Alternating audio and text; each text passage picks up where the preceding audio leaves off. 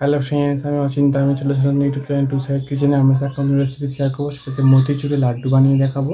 তো সেটা বানাতে কী কী উপকরণ লাগে আসুন দেখাই। তাই একটা বলে দিই, আমার চ্যানেল রেসিপিটা ছাড়া আছে। আপনাদের যদি ভালো লেগে থাকে অবশ্যই লাইক কমেন্ট ও শেয়ার করবেন, বেশি বেশি করে শেয়ার করবেন। আর যদি আমার চ্যানেলে আমি নতুন হয়ে থাকেন তাহলে প্লিজ সাবস্ক্রাইব করবেন, নিচে বেল নোটিফিকেশনটা অল করে দেবেন যাতে আমার ভিডিও আপনাদের কাছে আগে পৌঁছে যায়। তাহলে চলুন মতিচুরের লাড্ডু বানাতে কী কী উপকরণ লাগে আসুন দেখাই।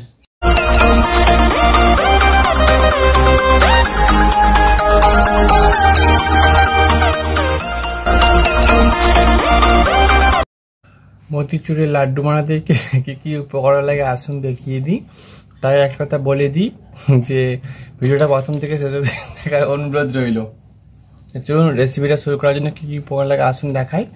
এখানে আমি 200 মতো ছোলার ডাল সারা রাত ভিজিয়ে রেখেছিলাম, ভালো করে ধুয়ে জল ঝরিয়ে নিয়েছি। এখানে আমি চিনি নিয়েছি পরিমাণ মতো, ঘি নিয়েছি অল্প সামান্য, চাল মগজ নিয়েছি, আর এখানে আমি সাদা তেল নিয়েছি। চলুন রেসিপিটা শুরু করি। প্রথমে আমি ছোলাটা ভালো করে ধুয়ে জল ঝরিয়ে নিয়েছি, সেটা আমি এবার মিক্সার গ্রাইন্ডারে দিয়ে ভালো করে পেস্ট করে নেব। পেস্ট করে নিয়েছি, খুব পিনো করিনি, আর পেশার মতো পেস্ট করেছি। এবার আমি এটা তেলে ভেজে নেব। গ্যাসটা তাহলে কড়াটা বসিয়ে দিয়েছি, কড়াটার মধ্যে আমি তেল দিয়ে দেবো।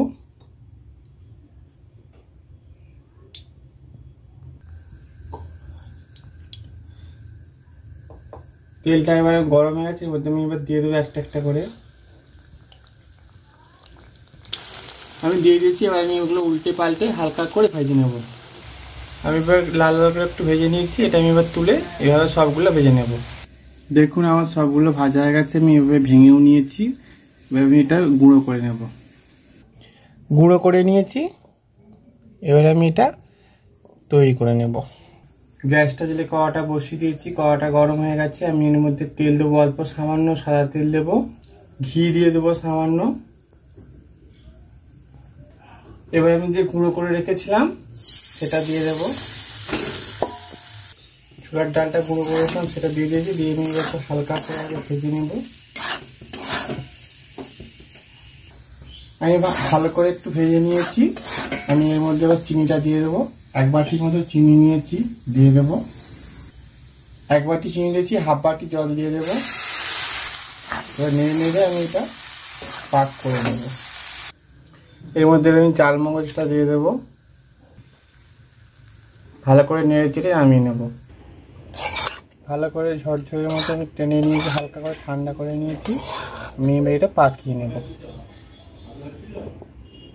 দেখুন এবার আমি এটা আবার গোল গোল করে পাকিয়ে নেব। এবার গোল গোল করে পাকিয়ে নেব। আমি কোনো ফুড কালার ব্যবহার করিনি, আপনারা চাইলে ফুড কালার ব্যবহার করতে পারেন। আমি এভাবে সবগুলো পাকিয়ে নেব। দেখুন আমার মতিচুরের লাড্ডু রেসিপিটা রেডি হয়ে গেছে। এই রেসিপিতে আমাদের ভালো লেগে থাকে অবশ্যই লাইক কমেন্ট ও শেয়ার করবেন, বেশি বেশি করে শেয়ার করবেন। আর প্লিজ সাবস্ক্রাইব করে দেবেন, আমাদের পাশে থাকবেন। চলুন তাও দেখাচ্ছি নেক্সট ভিডিও। যেরকম নিত্য নতুন ভিডিও পাওয়ার জন্য আমার চ্যানেলটাকে অবশ্যই সাবস্ক্রাইব করবেন এবং আমাদের পাশে থাকবেন। চলুন তাও দেখাচ্ছি নেক্সট ভিডিওতে।